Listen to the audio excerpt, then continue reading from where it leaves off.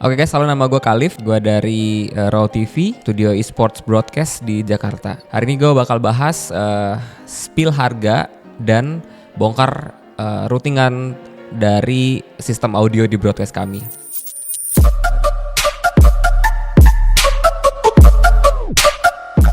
Di sini kami menggunakan mixer Behringer X32 Midas Producer, dan juga ada Audio Technica BPHS1 sebagai headset caster, dan juga beberapa ada audio interface lain, dan juga speaker Yamaha HS5 untuk monitor di control room.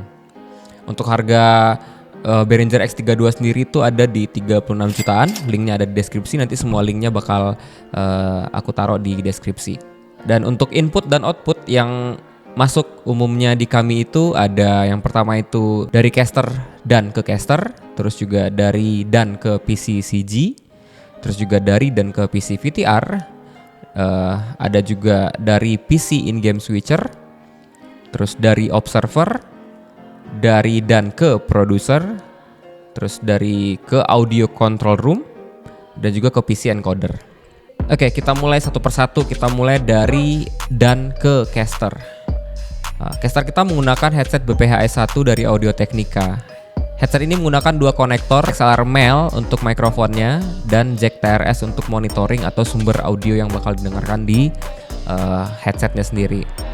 Si mikrofon BPHS1 ini kami extend kabelnya menggunakan kabel XLR untuk masuk ke X32. Sementara untuk monitoringnya, karena ini ada dua unit, makanya kami menggunakan micro M. Di sini kami menggunakan PH400 sebagai headset distribution. Ini juga inputannya ada 4, jadi bisa 4 headset. Dan untuk dari mixer ke si micro M ini kita menggunakan kabel custom 2 TS ke 1 TRS. Untuk BPHS1 ini per Oktober 2023 harganya itu 2,8 jutaan. Untuk micro M-nya itu ada di harga 420.000. Dan ini juga kita yang punya ini earpadnya BPHS1 ini udah kita upgrade biar lebih nyaman dipakai. Dan harganya itu 120.000 sepasang. Jadi kalau ada 2 unit ya 240. Lanjut yang kedua itu dari dan ke PC CG. Nah, karena kebutuhan dari PC CG ini lumayan banyak untuk masuk ke mixer, untuk mengakomodir kebutuhan itu kami pasangkan audio interface. Di sini kami menggunakan Focusrite Scarlett 18i20. Fungsinya agar output dari PC bisa kami pisahkan ke banyak channel.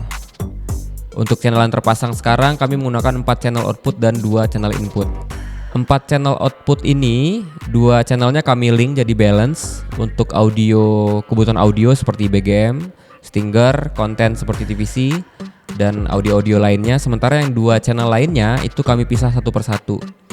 Jadi per satu channel itu kami isikan audio untuk video call. Jadi misalkan kita punya 2 orang bintang tamu yang dari video call, nah masing-masing call-nya itu di satu channel. Jadi kita bisa kontrol fadernya lebih mudah. Untuk dari mixer ke Focusrite dan masuk ke PC-nya kami mengirimkan 2 channel balance. Jadi XLR left and right. Biasanya itu yang kami kirimkan itu adalah audio caster dan audio cue dari produser untuk diterima oleh orang yang bakal kita video call. Konektor dari PC ke si Focusrite kita menggunakan USB-B dari Vention. Itu harganya 45 ribuan. Terus juga kalau untuk Focusrite 18i20-nya ini harganya ada di 10.660.000 sekarang di marketplace. Dan kabel yang kami gunakan TRS to XLR harganya 210.000, ini yang 10 meter. Oke, lanjut di poin ketiga itu dari dan ke PC VTR. Nah, ini tadi yang PC yang gua bahas. Sebenarnya PC VTR itu ketika eventnya lebih masif, kontennya banyak, agar tidak ditumpuk file-filenya itu di PC CG, makanya kita butuh PC VTR untuk meringankan pekerjaan si komputer CG. CG hanya fokus ke lower third dan motion-motion yang sekiranya dibutuhkan untuk event. Dari dan ke PC VTR ini sebetulnya tidak selalu kami pakai. Ini tergantung kebutuhan event seperti yang sudah gue bilang tadi. Tapi untuk PC VTR biasanya kita langsung direct ke mixer dengan USB-B. Jadi untuk input dan outputnya itu semua udah diproses dengan fitur digitalnya si mixer X32. Untuk fungsinya sendiri di beberapa event yang casternya online dan tidak datang ke studio, maka jalur komunikasi dan visualnya kita akan melalui PC VTR, jadi tidak melalui VCCG. Dan juga beberapa kondisi kami memiliki kebutuhan untuk audio bolak-balik dari vMix Call ke Discord atau ke aplikasi lainnya seperti Zoom dan lain-lain. Untuk live interview biasanya kita menggunakan direct langsung ke Mixer X32. Kalau seandainya kita langsung direct dari Mixer X32 menggunakan USB ke PC, itu kita bisa mengakomodir lebih banyak channel hanya dengan satu kabel USB saja. Terus lanjut ke poin keempat dari PC in-game switcher. Jadi semua audio game akan dimasukkan ke PC in-game switcher. PC in-game switcher membuang atau mengeluarkan audio ke Mixer X32 itu menggunakan audio interface. Dalam hal ini kita menggunakan PV USB-P. Namanya saya lupa. Ini agar menjaga kualitas audionya tetap bagus dan bisa kita extend. Jadi kalau kebutuhannya si PC in-game switcher ini posisinya agak jauh dari audio mixer kita menggunakan audio interface ini untuk bisa extend kabelnya lebih panjang. Untuk harganya ini jujur unitnya agak susah dicari sekarang. Marketplace itu saya nemunya itu di harga 700 ribuan. Dan dari sound card ini atau audio interface ini kami menggunakan 2 XLR untuk masuk ke mixer. Oke, lanjut poin kelima itu audio dari observer. Nah, di studio kami untuk PC observer itu defaultnya kami ada 3 unit dan audionya itu semuanya embed melalui kabel SDI dan masuk ke capture card Decklink Duo 2 yang udah terpasang di PC in-game switcher. Jadi audio dan video atau visualnya itu langsung lewat kabel SDI. Jadi kami tidak menarik audio dari observer ke audio mixer.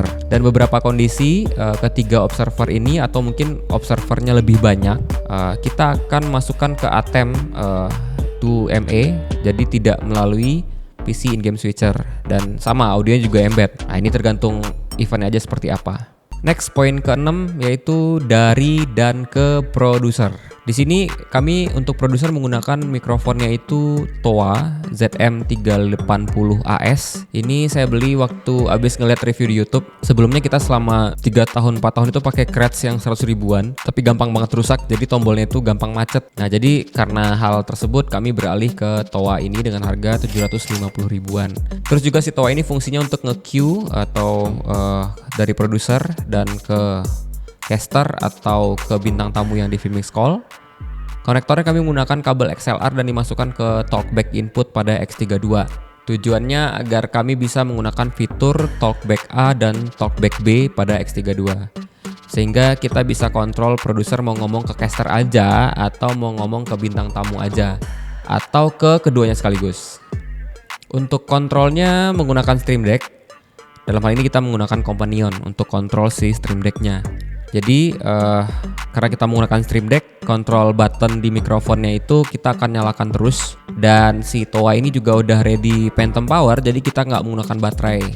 Jadi ketika X32-nya nyala, otomatis phantom powernya udah aktif dan mikrofonnya juga udah aktif dan siap dipakai.